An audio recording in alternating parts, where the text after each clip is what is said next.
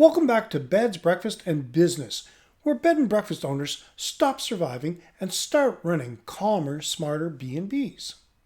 Hi, I'm Jerry McPherson, and if you've ever found yourself staring at a bank balance and worrying about rising costs, wondering where the cash went this month, or lying awake at 3 a.m.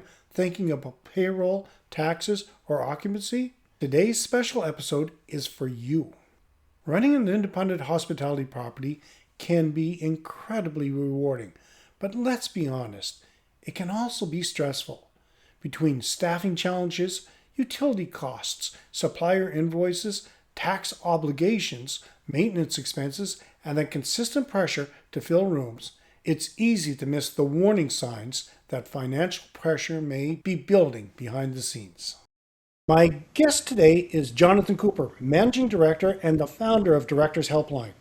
Jonathan has spent more than 17 years helping business owners navigate financial challenges, restructuring, business recovery, and practical decision-making during difficult times. Jonathan, welcome. Hi, thank you for having me. No problem. Are you ready to jump into this? Yeah, let's go. All right, I want to learn a little bit about you. What got you into the restructuring and business recovery business?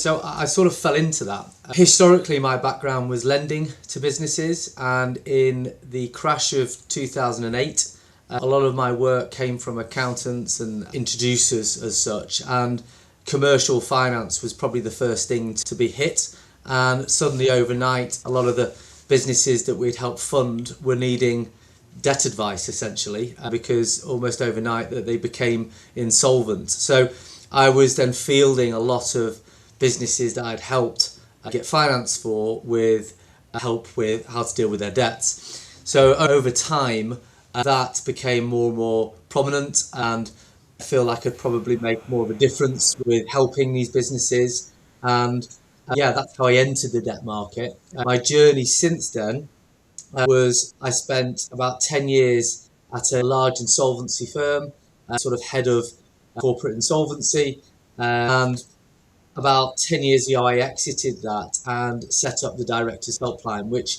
is the first of its kind in this marketplace, was certainly the largest of its kind. And what I mean by that is insolvency and debt is unlike any other industry in the UK and pretty much worldwide, to be fair. What I mean by that is the business owner has two hats on. They have their hat on as a director and their duties that come with being a director, but they've also got their hat on as a business owner who personal investment into the business. And a business and a company are two very separate things. And what became very apparent in the insolvency market is, as a director, you have a duty. If you are running a company that becomes financially distressed, your duty is to take advice. And you would do that historically through your accountant or through an insolvency practitioner.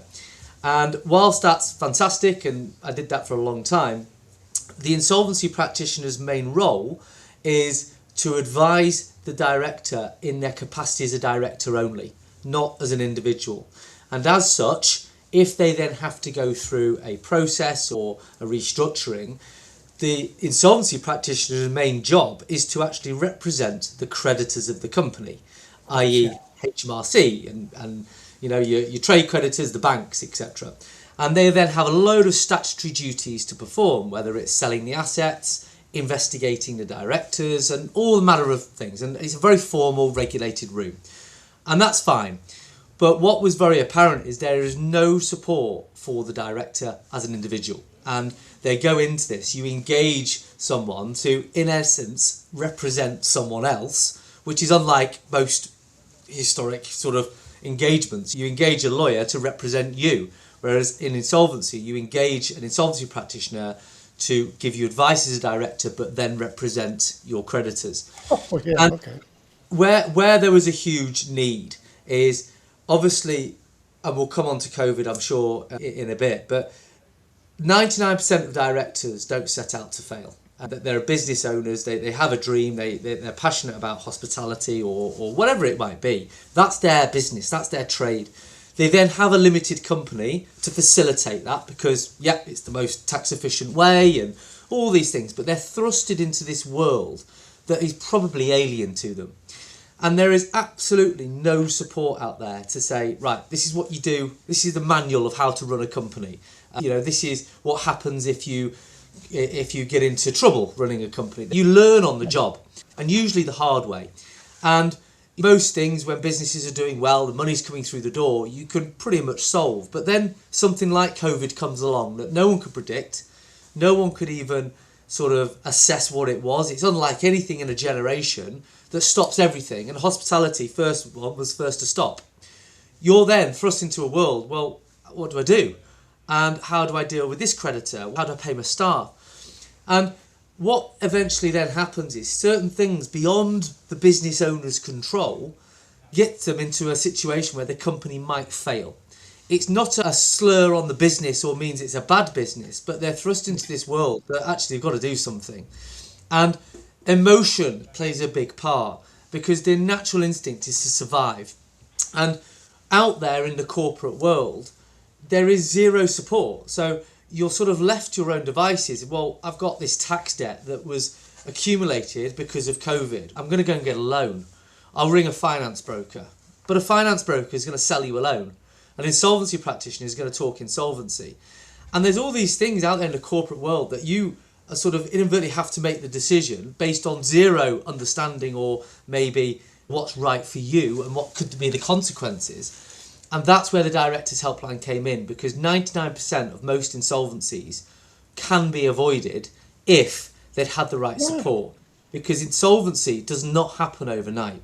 It's a series of events and decisions that bring the company or whatever it might be to a situation of no return. And what I mean by that is, for instance, COVID comes along and hotels, whoever, businesses, they're thrust almost stopped overnight. A lot of the times, did they have the right accountant who could then say, right, okay, no one could predict how long COVID is going to be, but have you got the right finance in place? Have you got the right forecasting in place? How are we prepared for all these sort of eventualities? And 9 times out of 10, they're not. Because, when you look at the accountancy world, yes, there is some fantastic accountants, but it's usually a reactive industry rather than a proactive. Accountants, they do your accounts that are essentially out of date. Very few do up-to-date cash flow models. What's the forecasting? And feed that information to the director. And there is a massive shift, because when you speak to a director or a business owner, and I keep calling them business owners, because let's take a hotelier, okay? Their business is hotels, right? They know their customer, they know front of house, they know how the kitchen should work and the cash flow and everything. But actually running the company is quite a difficult thing to do if you don't have the right support or the right finance in place. And they usually have that through default, right? I've got an accountant, he's local, or I've been given this in name, etc. So people almost fall into it, especially if they go on a growth path. And what happens, if something goes wrong in the business, what support is there for the director or the business owner to help them? And I use this analogy a lot and I say to business owners, it's not your job to understand tax, VAT, accounts, dividends, corporation tax, cash flow forecast. That's not your job. Your job is a business owner and a shareholder. It's their job to educate you in a language that you understand to make decisions. Right. And I keep saying that it's you who engages the accountant.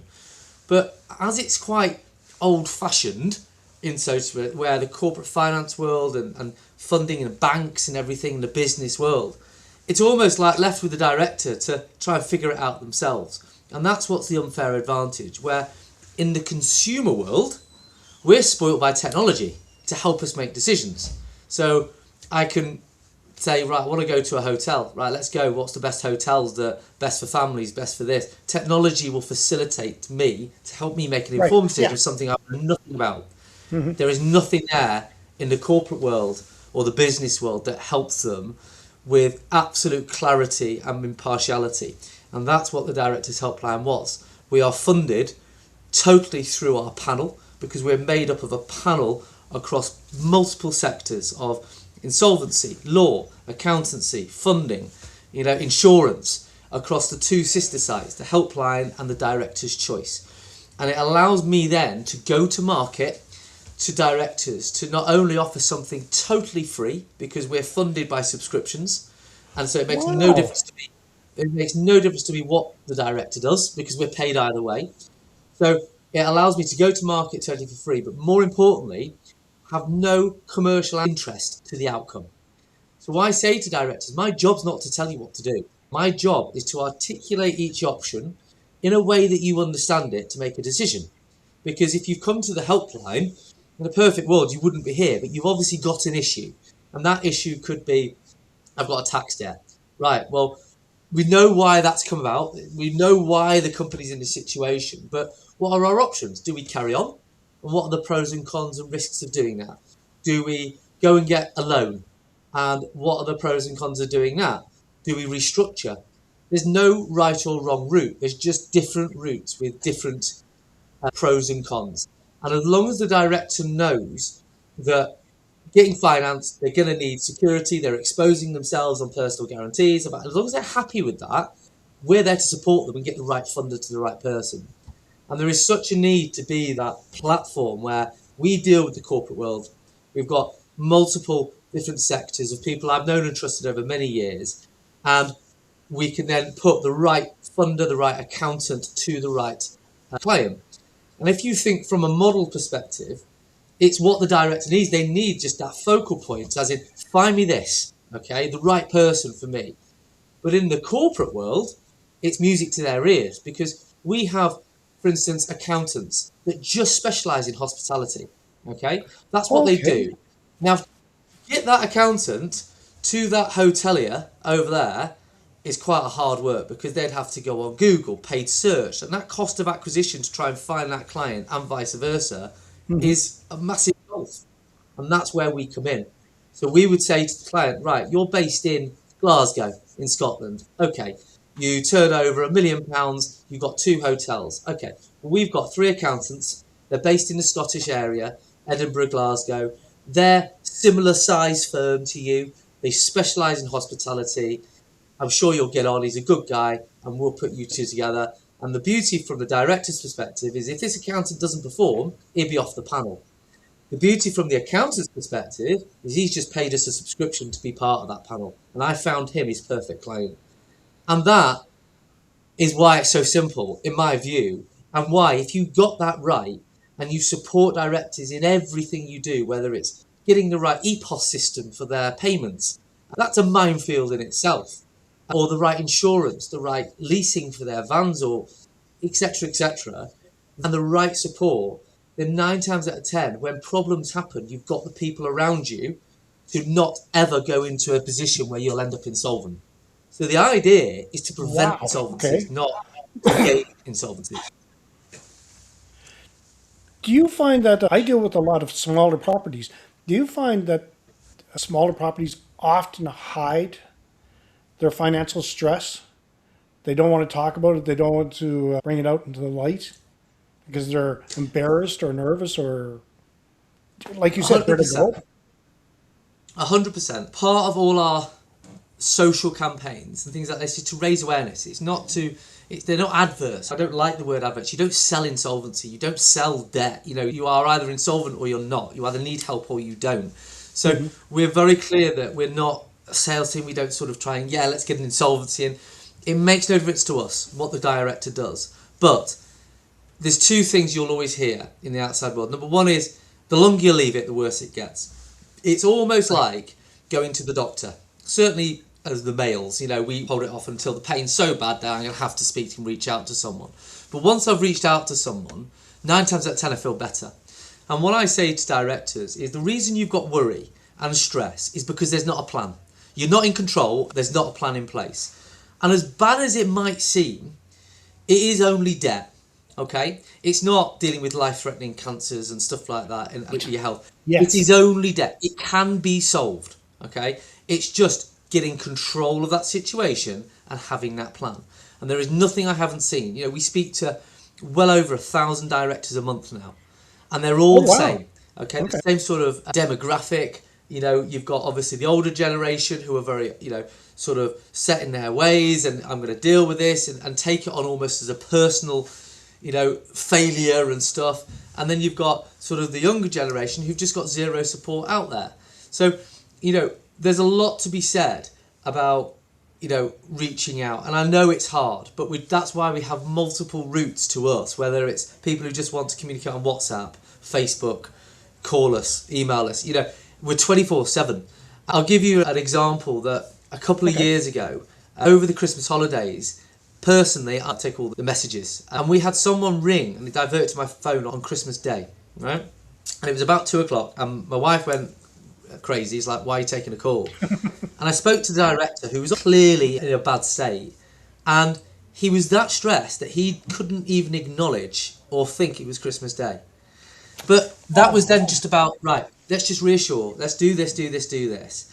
And I just almost, you're not going to jail. They thought, I'm going to jail, I've got a VAT problem. So it's like when you're potentially ill, I'm just trying to put this into a similar thing that people might relate to.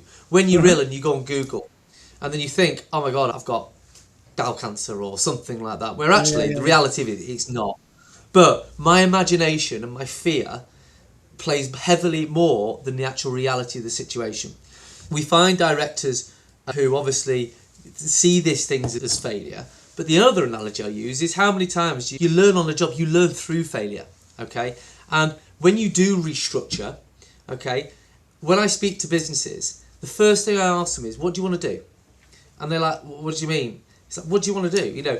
If you're sat here saying you've got no work, or you're a hotel and you've lost all your customers, 9 out of 10, the business is okay. It's the company that's not, okay? It's the company that's taken a battering because of the reasons we've gone through. I couldn't have said that better myself. Yes. Yeah. You're so. But the business, I've got bookings, great. But I've gone through the worst 5 years that I can remember, whether it's COVID, no one talks about Brexit, and then the cost of living, the war in Ukraine, now the war, in Iraq, all these things, the governments, the multiple unstableness of the economy, and hospitality is one of the first things that get hit, coupled with the fact that we've then got a new government that then basically rips up the old tax regime and then puts new things in place. So it's one thing after another, and then you still got these businesses, going straight forward into the storm, and they're still taking deals, taking customers in. So when I'm sat there with someone and I'm like, actually, restructure. You didn't choose to be in this position, but you are in it. And we either restructure this to save the business. What you will find is out of that, everything becomes clearer because we get them the right accountant, we get the right financing in place for the new company. So the business actually continues because that's the viable thing. But actually just going through a new entity means that's the best way to save all the jobs and everything, and they actually make profit. And when I speak to directors and the whole thing is, I've not paid myself, it's almost like a badge of honour. And I'm like, why? Because you should be the first person who gets paid. So you sort of take this crusade that you're the one to take the hits of something that was beyond your control usually, that it then is my job in a way to protect that director.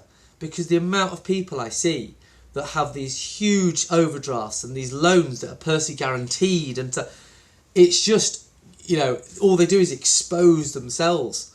You have this element of failure. And I always say, being a business owner, sort of an owner-managed business, let's say. So I'm not talking your huge companies with big boards. I'm talking your hotelier or your pub owner. It's an owner-managed business. He's a publican or he's a hotelier and he runs a company.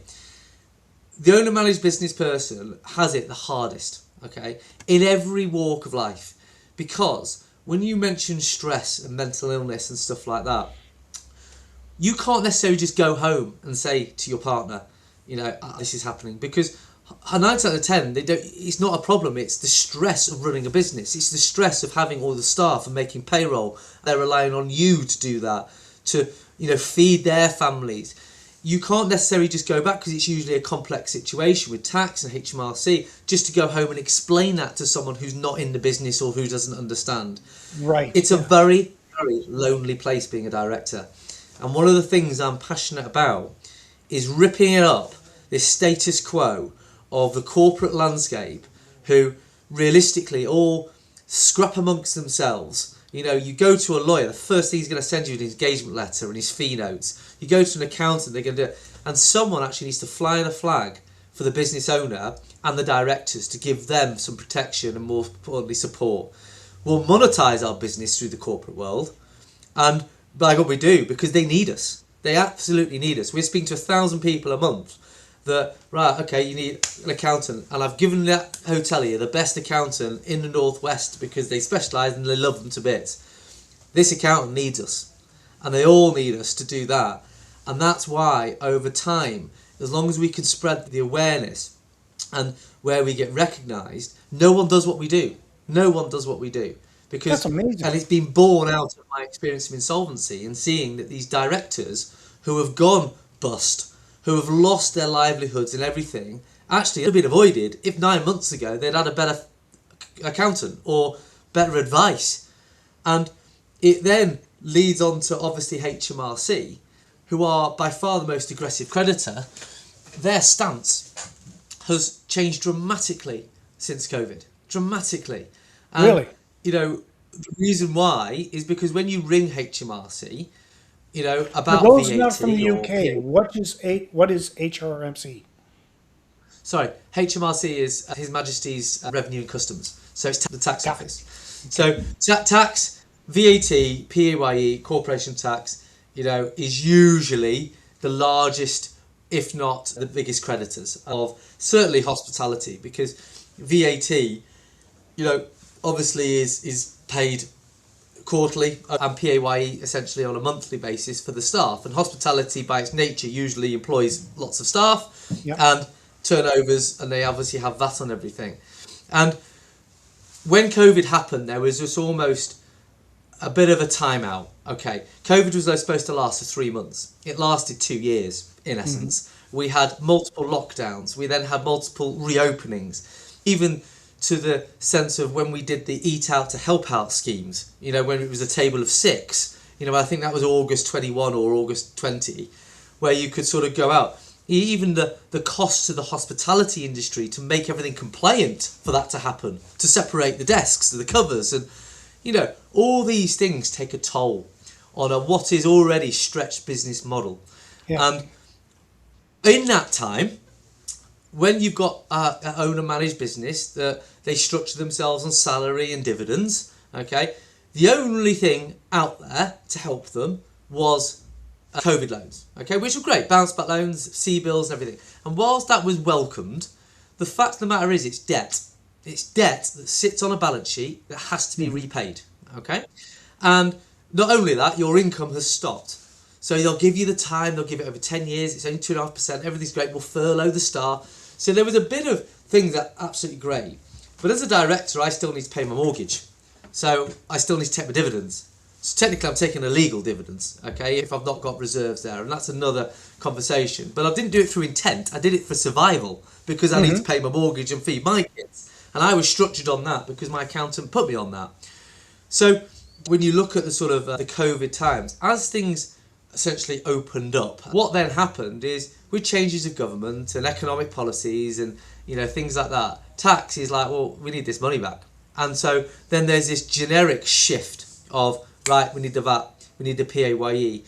And a lot of these businesses aren't even recovered from COVID. You know, they're still paying the debt. And now they've got to service the debt that they took on through already stretched business model.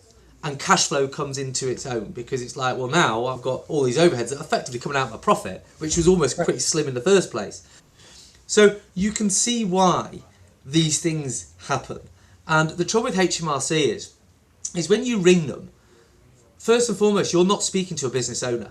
Okay, the person on the end of the phone has never run a business. They've never paid staff. They've never had that pressures. They don't understand that thing. They are there to collect tax. Okay. They are not a commercial entity. They're not a lender. They're not a funder. They are there to collect tax on behalf of the taxpayer. And they'll have a remit. And that remit is you need to pay it within that timescale, and that's what I can approve. And if you don't, we're going to take action. And as they're not a commercial entity, they don't think twice about taking action. So that's why they become the most aggressive with winding up petitions and all sorts. And all that does to a business owner is puts them in a corner. Because I've got no choice. I'm going to have to pay you, and I'm going to rob Peter to pay Paul. So I won't pay my supplier just to pay the VAT. I will take out a short interest loan just to pay the VAT that I'm going to be personally guaranteed against. And the problem with that is that's a short-term fix, but a longer-term problem, because I've now got to service that loan and I've just exposed myself. So where I get annoyed is when I see these things that the government have to sort of articulate every penny they spend of the taxpayers' money. What they don't have to report is the amount that's written off through companies going down insolvency. You know, the millions and millions of tax debt that just gets written off because HMRC just put a winding up order in. Yeah. Rather than having a commercial look at it, there's a difference between a client that can't pay and a difference between a client that won't pay. Okay, tax avoiders, dodgers, all that, I get it. Okay, go on. But there generally is businesses out there that have inadvertently got into situations of cash reserves and problems, and it's like, you know, they're paying the staff, they're paying this, but if revenue then saying, well, we're going to want it or we'll wind it up, that's not helping anybody, because all you're going to do is put a load of people out of work and then put another person on the system that then has to draw social security. So again, that's what the frustrating thing is if you actually had someone with a bit more of a commerciality about it, then we might not only collect more taxpayers' money in and not have to write it off, but it'd actually be better for the business owner. And the real thing that niggles me is when you look at government policies and the budgets that come in, you know, hospitality is a driver of employment, it's a driver for tax, it's a driver for communities, okay? Massively, it helps mental health, you know, going to your pub and going to, you know, hotel for something to eat and everything. And cost of living, you know, people have to be competitive to allow people to go there. And the fact that they have VAT and not curbed when they dropped it to 5% during the times, how they've not left it there is scandalous, because VAT in hospitality is almost harder than anything, because you've got to pay your staff, your wages, your overheads, but you've got to pay the top rate of VAT on your income. So there was an exercise done where in reality it's more than 20%. It's more like 40% in terms of when you look at the cost of that to the business. So you look at certain industries, hospitality, construction and other things that you need. And I read the other day, 2 pubs a day are closing. And it's like, there's no incentive anymore. There's no incentive to be a business owner. You know, you've got all the risk. You haven't even got the incentives of drawing the income without having to pay extortionate dividend tax and other things. So what is the incentive for someone, a passionate young chef, setting up his own little restaurant or setting up a hotel? What is their incentive? And that's what I love about the British public, because their incentive is, that's them, that's their passion. And what I'm passionate about is not that being taken advantage of in a system through lack of support.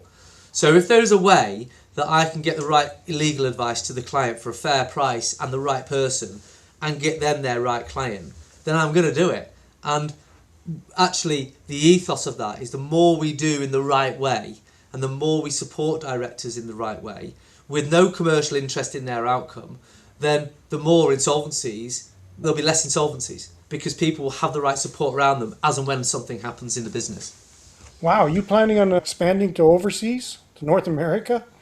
Because you could definitely move over there. Because, and these are the things that, you know, when I set out to do this, I set it out in a way that it was through frustration. You know, I didn't come from the corporate world. And I'd say this to any of my panel, but, you know, you take the sort of route of an accountant. You know, they usually go to school, go to university, get a degree, go and work at experience in one of the big 4 or 5, gain their exams, they do that, they become an accountant. Great, brilliant. They're academics, and a lot of them. Right. But they've never run a business. They've never gone out at 16, set it up. Right, how do I deal with this? That's the difference between an entrepreneur and the corporate world. Right. And our difference is we're that conduit between them. Because I'm a business owner. I've had businesses that have worked and not worked, and all these different ideas that have come to light. But this was totally born out of the director needs this. And that's why I launched Trustpilot. Because you'd have thought, doing what we do, talking debt, talking this, you know, no one's going to want to, it's embarrassing. On the contrary, you actually help someone out of the situation they're in. They want to shout about you. And that's why over time we've got up to like 600-700 Trustpilot reviews across different platforms, because they want, directors will listen to directors. Because I'm saying to them, as a business owner, you don't have to trust me, okay? Don't trust me. Trust the other directors exactly like you. Trust these forums where people speak about us. You know, research us. Look who we are. You know, we were listed on gov.uk as one of the places that, you know, we did a lot of work with them, along with the nice. FSB Okay. and the Institute of Directors.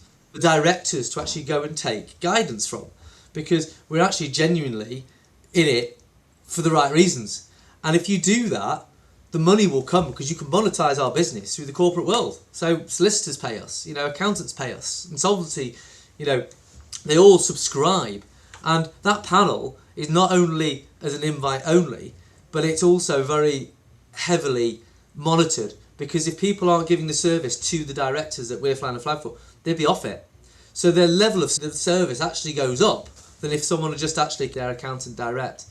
Oh, You know, fantastic. I say to hoteliers, I say to business owners, when was the last time your accountant emailed you after 9 o'clock? You know, or you had a question at 10, could you text him? I bet it's within, you know, Minuscule? small percentage. Right? Why? You know, find an accountant that will text you at 9. Find an accountant that will answer your question after 10 at night. Find an accountant who explain the best way for you to structure your taxes in what's right for you. And when I say to people, certainly out of restructure, has anyone sat down with you and said, what's your 5-year plan? They're like, what are you talking about? You're living day to day, right? Day to day, a business owner. Yes. But as a business owner, one of the good things is you've got a bit of freedom. And it's like, what's your 5-year plan as a hotelier? Is it to expand? Is it 5 hotels? Is it to, you know, get as much money out of it so you can pay your mortgage off? Is it to pass it on to your children? Is it to sell the business? What is your aspirations? Because if you don't have that, how can you work a plan? And they might say, listen, I want to sell this business in 5 years' time and retire. That's our 5-year plan, yeah? Well, between now and then, how much do you need a month to take out? Well, I need $3,000 a month. Right, just keep it at that. Let's keep the profits in the business. Let's put certain amounts into a pension, and let's keep the profit levels up, because that then will make it a much more attractive aspect as and when we go to sell it in 4 years' time. And that's what I say to people. It's not hard. And at the end of the month, all I need to know is my 3 numbers. You know, what did I do in sales? What were my costs? And what were my profits? And am I still on my plan? And if I know them, that's all I need to know. I don't need to know what my VAT was. I don't need to know what corporation tax percentage I'm paying, because it's none of my business. All I know is my accountant looks after that. But as long as those 3 numbers are on track, I'm on track. Do me a favor. If it wasn't for 1 month, right, why? What's happened to sales? What I'm doing is immediately, through that information, reacting on it, rather than waiting until the problem becomes an issue. And that's what it's about. Do me a favor. Repeat the 3 numbers that they should be looking at, because this is so. It's bespoke to every business and every person. But you know, I think in a hotel, pub, hospitality world, you know, one of the key numbers is what your takings. Yeah. Okay.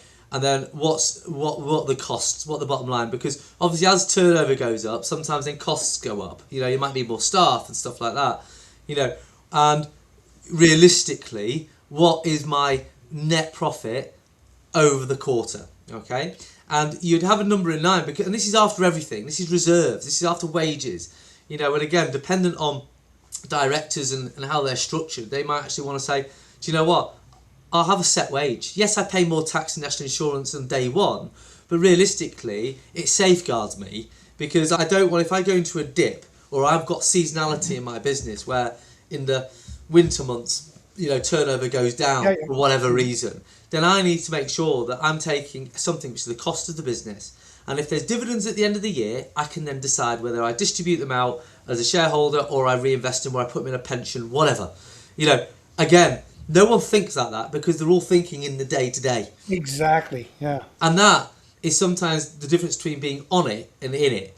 And when you mentioned before, you know, plans to go, yeah, I have, because we're looking at Australia, we're looking at Canada. They have exactly the same insolvency laws. And again, probably the same pinch points of issues that the UK has. The only difference with the UK is COVID hit hard here, really, really hard. And with the bounce back loan schemes and other things and the way taxes and the way the government is, I think the pressures are, very, very real time. People, you can see businesses, they fall over very, very quickly. They're very fragile, a lot of businesses.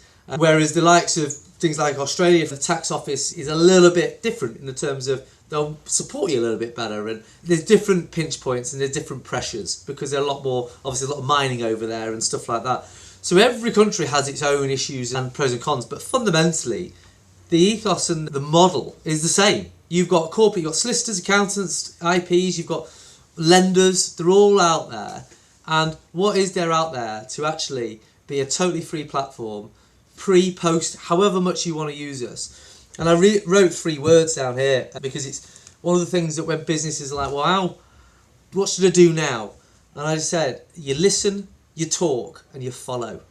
And they're the 3 words that I always say to people, as in, follow us on socials, okay? Because I will do videos.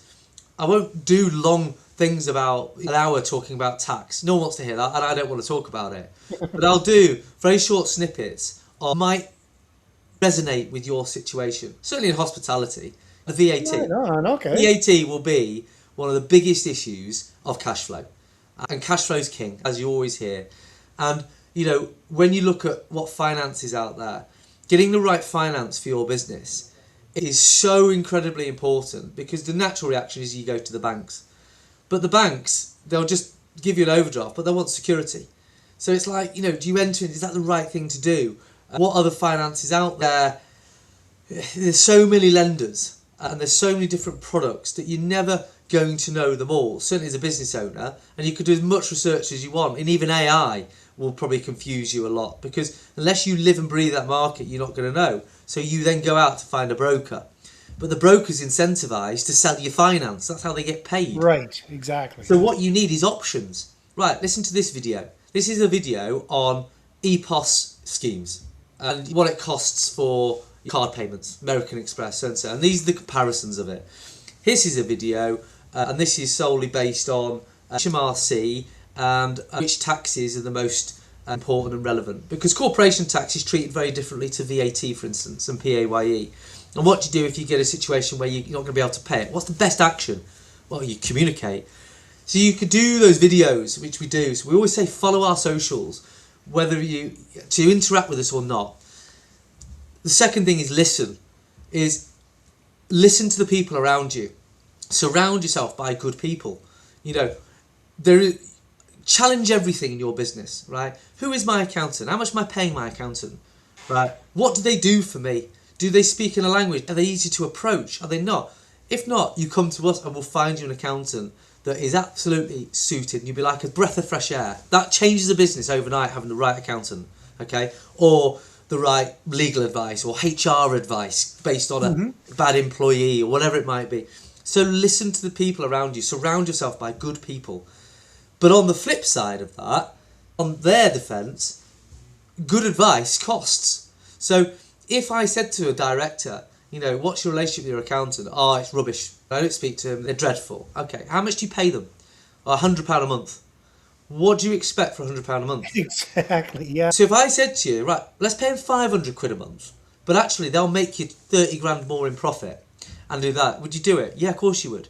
So you've got to invest just as much as they've got to invest in you. And I would say to someone like this guy's hospitality, and we've got someone specifically on our panel who was an ex-chef, right? And he did his accountancy exams, this is years ago, and he's now an accountant and he deals with hospitality clients. But he knows things that I wouldn't know, like this is the best thing to do on bin collections, on your waste disposal, because it's a tax benefit, we do it like that. I'm like, wow, a normal accountant wouldn't know that. Because he specialises in hospitality, he knows he masters his craft, he knows everything about it. And you get all that with a hospitality client, they dance, they make absolute sense. It's like brilliant, and that business transforms overnight. But that's 500 quid a month, or whatever it might be. But it's the best 500 quid you'll ever spend, if then that prevents certain things from happening again. You save fortunes in a year in, tax write-offs and stuff like that. So listen to the people around you. And the third word is talk. And you mentioned before, head in the sand, stuff like that. We launched a mental health program free of charge on our site, because when directors speak to me, I see everything. I've seen marriages ruined. We've had people who have gone seriously mentally ill and done some awful things to themselves and tried to take lives and all sorts of things. I've seen it all. I've seen houses lost a lot. And when I speak to them and I eventually get hold of them, I send our teams and say, right, I can sort that. Easy, done. Right? And I'll deal with the IP, I'll deal with HMRC, I'll deal with all that. But you need to take care of yourself.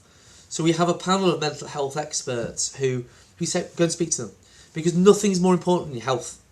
And we now live in a world, thankfully, where it's a bit more the status quo of talking. We encourage men to talk, and that's why we have multiple inlets to communicate with us. Some people do not want to pick up the phone. Not a problem. Text me. If you want to WhatsApp me at 10 o'clock at night with your problem, I will have a WhatsApp conversation all day long with you. Not an issue. Wow. But okay. you do, because and as you expand and as you get bigger, and you become awareness, yes, you have to have certain things that help you, technology and stuff. But fundamentally, all my staff are on one sort of a WhatsApp application that we get someone in, and dependent on the tone of the WhatsApp, we're dependent on the response. Right, okay. And I'd speak to anybody at any time. And that's the difference, because you didn't set out to fail, right? And usually you're in a situation through no fault of your own. So you should almost stop beating yourself up, where you're going to do yourself a disservice if you do nothing about it. Because unless you pick up the phone, unless you talk, even if it was talking for a problem that's not a problem, that's what we're here for. There is nothing we can't help with, and there's nothing that I've not heard. So if it's someone rings up saying, I'm worried about the tax, I've not filed my confirmation statement, right, fine. Don't worry, this is how you rectify it, and it will help you if you need help rectify it. Done, problem solved. And it's having that knowledge that totally differentiates us from, I hate to say, your charities and your business deadlines, because we're underpinned. I've been in the insolvency industry a long time. The guys upstairs who Directors Choice, they've worked for banks, they've worked for funders, they've worked for all. We are honed in with the knowledge, but we're now on the directors and the business owner side of the desk. And it's refreshing, it's gratifying.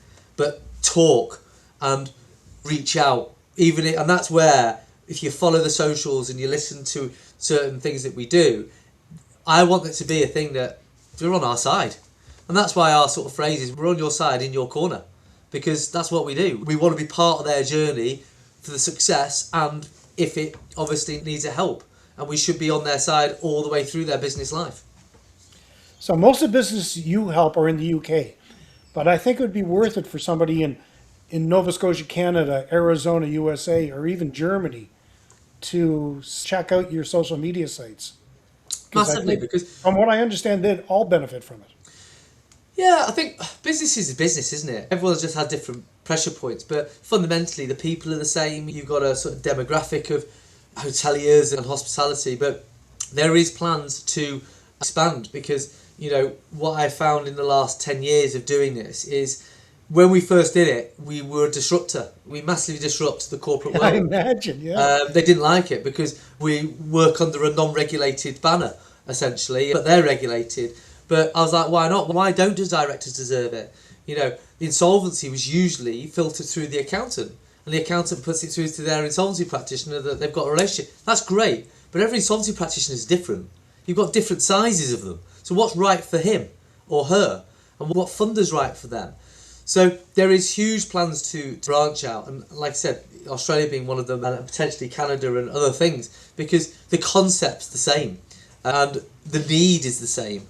And I always find that the corporate world, or the business world, should I call it, is always about 10 years behind the consumer world. It is. Yeah. Again, we've got technology absolutely everywhere. But fundamentally, if I've got a tax problem with HMRC, there's no technology that's going to help me how to solve it. I can get AI and I can pull things from the web of certain things, but unless I understand it, how am I going to deal with it? And that's where we need to break down the walls to say, we're not here to charge you money. We never charge you money. There's people who replicate us. We will never ask you for money. We are on your side of the desk, and we are there as almost like a fellowship, that we are just there to tap in as much or as little as you want to. But the more you get out of us, the less chance you're going to have of going insolvent or getting a problem that we can't solve. Because like any problems in life, health, anything, the sooner you catch it, the sooner you deal with it, the easier it is to deal with. Whereas if you leave it manifesting, that problem grows, and then sometimes it gets to a position where you can't deal with it. So that are the three things I really emphasise, along with our culture values, which is, our first culture value is to be approachable. Is take down the barriers of debt. Approach us. We should be a normal chat. Hi, Directors Helpline. You're just part of my course of running a business. The second one, to be 100% director focus. It is all for the director. The third one is to be absolutely transparent in everything we do. I'll show you how our business model works. We can show you why we don't charge you money. But the fourth, which is probably the biggest, is to add value. We are there to add value to a director or a business owner who runs the business, which is, again, a lonely place. And if we can do that, then my job's done in my way, because insolvencies will improve. I'm going to put you on the spot. If you could give owners one piece of advice for the next 12 months, what would it be? Maybe to stop them from spiraling into a position where they need you right now. Reach out. Yeah? Reach out. Again, I've seen, without going into too much detail, we had a business that came to us this week, been trading since 1997. The director's 86 years old. It's not in hospitality, it's in a totally different sector. And due to one disgruntled customer, the lender who manages their stock got spooked and uplifted all the stock and sold it at auction. So they took about 6 million quid of stock, sold it for about 4.5 million, and they were only in for 4. So there's a £500,000 surplus. Overnight his business is gone. And the walls came in like that. That happened in 10 days. It's startling how things can be so reliant and so sort of based on other people's decisions, and it's wrong in a way. And when they come like that and your sort of options are tight, it's very difficult for me, because when I speak to directors who have personally guaranteed and put their house on the market and everything for all the business debt, I'm like, how have you even got to that stage? And it's usually because I've rang up finance broker, and the finance broker's not sort of said, do you really need this loan? Why do you need this loan? They just said, this is what you can have. And a director's natural instinct is to survive, and emotionally they're invested. And my job is to take that emotion out and be very matter of fact, because you have to be, like a doctor has to be. They have to take the emotion out, because that's the way they help you. So the only thing I would say, whether you are flying high or under the cosh, is reach out on our socials, because I want to speak to people that say, listen, I'm looking to sell my business. Great. Well, do I get an investor? Do I do crowdfunding? Do I do all these different routes? They all have different pros and cons. Well, speak to a couple of our panel. They'll do it for free, and they'll give you some advice. Just if anything come out of it, we've added value for you. And it's stuff like that I want to expand my business. Well, what do? Do I borrow money? Do I crowdfund? Do I get an investor, an equity investor? Do I get an overdraft? All these different things have pros and cons if they don't work and if they do work. So it's about educating them on those different options, not patronising, but educating them on what they mean, so the director can go, right, I've got it. That's the route for me. So I always say reach out with socials and stuff like that. That's probably over the next 12 months, because even I don't know what's happening. You turn on the news and something else is... it's true. We live in that world, don't we? Wow, this has been so much to take in. Is there anything else you might want to share that you might not have mentioned yet to the listener? I think, what I do say to directors is, I can overload them with information. My job isn't to go into the technicalities of how things work. When I first speak to them, my job is to give them an understanding of high-level options on a basis that which ones do we explore. And once we explore ones, we then go into it. So I would, from a thing to cover, we've covered obviously a lot today. Yeah. I'd like to get feedback. We're always trying to pioneer different ways to interact with business owners, and do we do podcasts, do we do Q&As, do we do all these different things. We try and do surveys all the time with directors to find out what do they need. What do you want as a business owner, as a hotelier based in wherever? What frustrations do you have? And you'll probably find an underlying message, which is they feel probably quite on their own. Lack of support, lack of clarity. And what I would say to them is good advice is out there. There is accountants out there that would be absolutely so perfect for you. There's a funder that would work seamlessly with your business, that would be really cost effective. There's insurance policies that would cover everything for low cost. Challenge absolutely every aspect of your business. And as a business owner, take back that control, that they all work for you, not the other way around. When your accountant sends you sets of accounts, you just say, well, you explain to me. It's not your job to understand a set of accounts. It's their job to explain it. And management accounts and stuff like that. So all these things there's a certain aspect of, because they talk a different language and they're all, it's an accountant, there's acceptance that you've got to take what they say to you as, well, that's it. And I've got to understand it, and I feel stupid asking the question. Yeah. Your accountant should speak your language, because your accountant couldn't do what you do. And I think that's the one thing, is take back that sort of control and the onus. Boy, that's something I don't see often enough. You're so dead on. That alone is amazing advice. You've given us so much to think about now, and I hope people take advantage and do reach out to you. What's the best way to find you, to find out more about your work and you? We're very big on social media, Directors Helpline. We've also got the Director's Choice. We do YouTube videos. I think Facebook's a very good one. It's a good way of communicating through the outside world. Again, we're not there to lecture or talk about boring subjects. We're there to just relate to people with a view of giving them little bits of understanding to then feel a bit more empowered by their situation. So social media by far is our best sort of touch point, and obviously you can do that from wherever in the world. Following that, it's very easy to interact with us. So if they want certain, can you do videos on this? Can you do that? I'd happily do videos on that. Excellent. We do try, obviously, push down the media channels, but going through the sort of normal routes of TV news and stuff like that, it's quite a hard wall to break down, because it's taken an hour, and hopefully you feel, right, I get what you do, I see the value of what you guys do. It's very hard to push that message out there. But then obviously when COVID comes along and something happens in the business world, then, there's massive focus. Why are business owners? But even then, they'll go to the likes of KPMG and these top things of why are businesses doing that. The UK, in my view, is made up of the SME. It's the small to middle enterprise. It's the business owner. Yes. That's the backbone.